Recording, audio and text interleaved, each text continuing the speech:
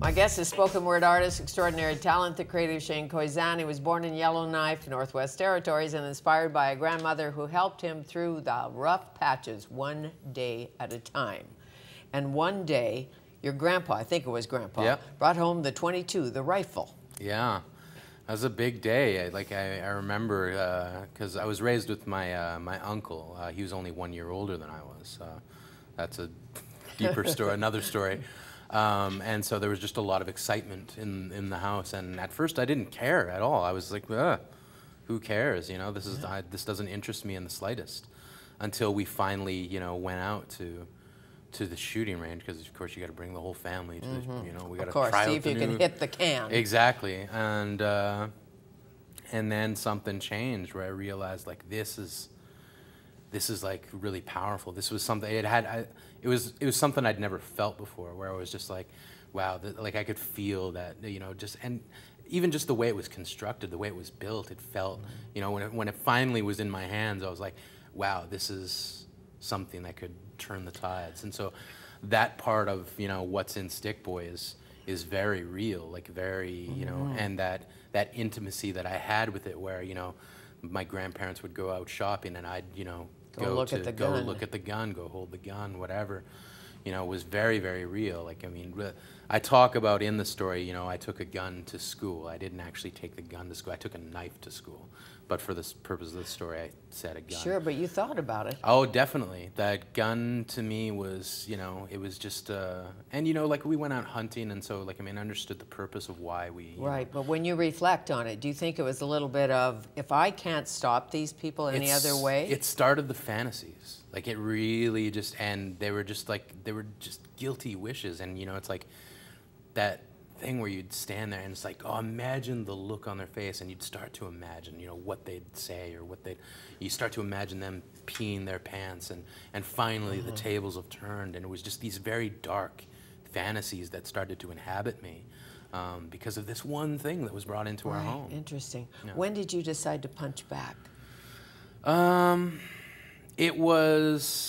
We just moved to Penticton from Yellowknife. I was about 14, and at first I was very excited moving to BC. I thought, this is going to be amazing. People are totally going to be able to, you know, my whole life is going to change. I get to reinvent myself, new school.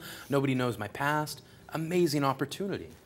And, you know, on the first day of me going to this new school, it started again, you know, with either spitballs or things. And there was this, you know, like within a couple weeks, there was one boy who just said something to me in science class. And, you know, I could hear, like, I mean, you hear the people that are laughing, obviously, because he's done this in front of the entire class. But the people I heard the most were the three people who didn't laugh, whose silence said, you're not going to be left alone here either. This is, you know, we go through this as well. So we're at this, like, we're everywhere. We're like, us victims of bullying, we're everywhere. And there's nothing we can do about it. Well, I had enough, and it was out of my control. My reaction to what happened was, I don't even remember, you know, it wasn't a conscious decision. It was just, it was a breaking point. It was enough. And I just snapped, and it was a really violent reaction. And then being sent to, you know, a counselor's office, and, you know, my grandmother's there, and the counselor saying, your grandson is a bully. I laughed. I was like, how can this be? Like, I mean, you know, you must have records from the other school that say something about what happened, and they didn't. You know, all they had was, you know, my grades, or, you know, so. Right. That's and your grades were good. My grades were good, but it was, I just couldn't believe that there was no mention of my difficulties in school. There was no mention of, you know, what I'd been going through, what I'd been dealing with. That information to me was more vital than my grades. Yeah, so, but now you're labeled bully, and your grandmother's there with her purse. Yeah, and you know, and as our grannies carried the little purse in front. She was devastated. Like, I mean, I could just see the look on her face. Like, I mean, it was like she failed, you know, and that was just, it was so crushing to me. And I thought, fine, I'll embrace this. If this is the identity you guys want from me, fine, that's what I'll be.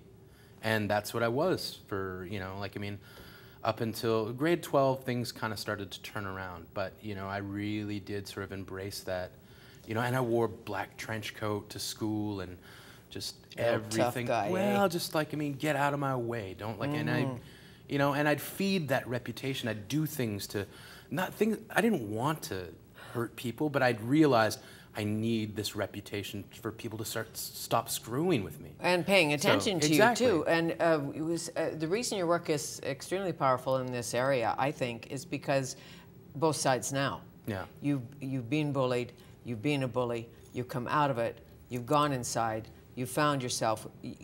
You have a poem called Insider. Mm-hmm. That's not really about bullying. That's more just about being trapped in, you know, a relationship that is, you know, unhealthy, which I think a lot of the times I suffered from because I had so many social issues because all of the bullying. effects of Yeah. it. Yeah. So, and that made it easy for someone to sort of trap me in a relationship that was in a way abusive as well. So, you know, I just wanted to write about that experience. Can you recite it? I'll recite. In your head, a little yeah, it's bit in my of it? head. I can recite a part of it, and you know, I don't know. I'm not sure if we're going to do this at the Vogue or not. So I'll do. Okay, for the jazz festival. Yes. Coming up, good. The most dangerous criminal I've ever known has grown up sentenced to life, serving time inside of a maximum security prison that I call my rib cage. From age of nothing until now, he has somehow managed to escape a total number of time and time again, which if I took the time to add up would equal every instance between now and then. This is what happens when heart turns escape artist. When heart refuses to let missed moments multiply themselves into a monumental waste until all that remains are the fractions of a life. This is heart as Harry Houdini, gently reminding me that as a child I planted bricks into the ground and grew walls. I once upon a time loved to chase rainbows, so learned how to cry waterfalls. From behind these bars, I've heard the lovers issuing recalls on all of the I love yous they ever said but never meant. And if you ever promised me forever, I'm still here, wondering where the time went. Is that written in a book? No, it's not in a book yet.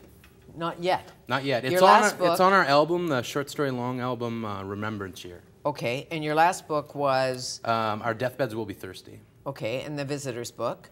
Visiting Hours, yeah. Visiting Hours, okay. And callous around your heart still today, or is it okay? No, I think it's regarding relationships, regarding... well, life. There still is that. Like, I mean, I realize that, you know, in some instances, I'm very...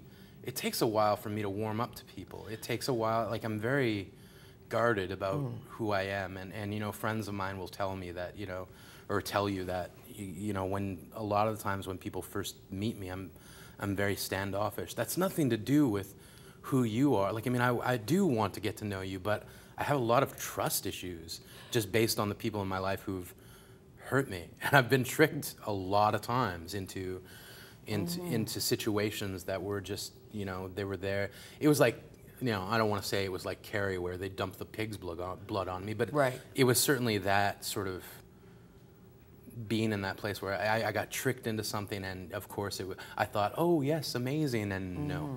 But as you become more of a celebrity, and certainly your 2010 Olympic performance showcased you front and center of the world, and that changed your life somewhat, a little bit, not at all? Somewhat, yeah. You know, I'd always been doing spoken. It was funny because, you know, the Olympics was everybody. After that, everybody was like, "This guy just came out of nowhere," and it's like, well, overnight sensation. Well, that overnight sensation took about 10 years or 13 years to happen. So exactly, I remember because I think I talked to you when you were. It was considered a slam poet. I don't know what the labels are, but slam poet is just that's in reference to the competition. Okay. I don't think there's such a thing really as a slam poet. Or slam poetry because right. You know, anybody could use that. You know, I've seen haikus win a slam. I've seen pantoums win a slam. So you know, it's a form for any kind of poetry. I think slam is just. That's the competition. Just free form. That's the competition. Yeah, exactly. Slam is nothing more than the competition. It's not about making fun of somebody else or, you know, the name is almost unfortunate. I get it. But if you are famous, you really have to know who you are. I guess. I don't know. Well, wait till, like you have celebrity, But say a Katie Lang, a Joni Mitchell, whatever, you have to be so grounded to get through it. Yeah, I think that's it's really one of those things. I'm very fortunate, you know, that my grandmother is still around, because she has no problems reminding me, you know, when I'm starting to get a little, you know, and I have really good friends. Like, I mean, I have friends that I trust, you know, and I've gone through this sort of weeding process of, you know, well, who is really part of, you know, that inner circle, that, you know, those people that are going to be very honest with me and not just be yes people, and exactly, and who's going to, you know, make sure your filter. Yeah. And some of those kids who bullied you, I bet they're rethinking things. Who knows? Yeah, I've had some interesting, you know, run-ins with some of those people, you know, as, you know, time has passed, of course. And it was, it's been pretty amazing, because you see the people who, I remember going back to Yellowknife one time for Folk on the Rocks Festival, and I went there with a mentality of like, I can't wait to get on stage and show these people what's what, because I'm going to tell them. Because, this is me with a microphone now. This is my life, and I get to say whatever I want to everybody I want, and whatever I'm going to say is going to last for, you know, ever. You know, delusions. Of course. And I remember going there and then seeing some of, you know, my former bullies, and just realizing, you know, seeing their life, and, you know, this is not. Yeah, the human factor. I'm not this person who's just going to shout this person down.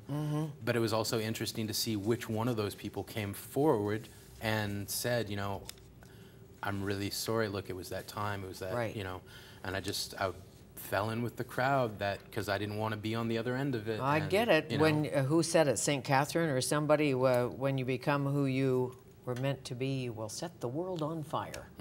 Why not? Why not? Oh, nice to see you. Cheers. Thank you. And TED Conference coming to Vancouver. TED is the Great Idea Conference. It's technology, it's education. I know you'll be speaking. Yeah, playing the Vogue on June 30th for the Vancouver Jazz Festival. Great, I'll be there. All right. Shane Koyczan. And remember, you can catch our conversations on YouTube, and you can watch him on YouTube, or you can follow me on Twitter at Fanny Kiefer. There will be many more poetic, inspiring, and entertaining guests to come. Thanks for watching Shaw TV and being here with me today.